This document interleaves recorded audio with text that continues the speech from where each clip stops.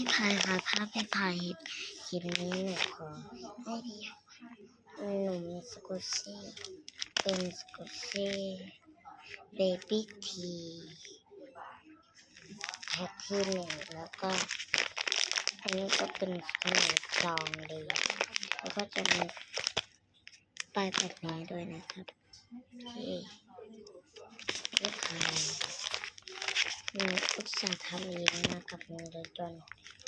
คือพี่จะทำเองมากับคุณเลยนะคะ2 วันนี้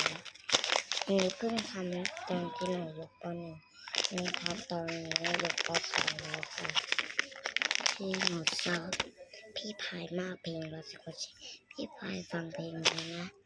ฉันรักสกุชีฉันรักสกุชีไม่มีแฟนแต่คนรู้ใจขอให้มีสกุชีกอดกอดเงากอดกอดฟันกอดทุกที่สกุชีของโปรดของฉันยกให้เลย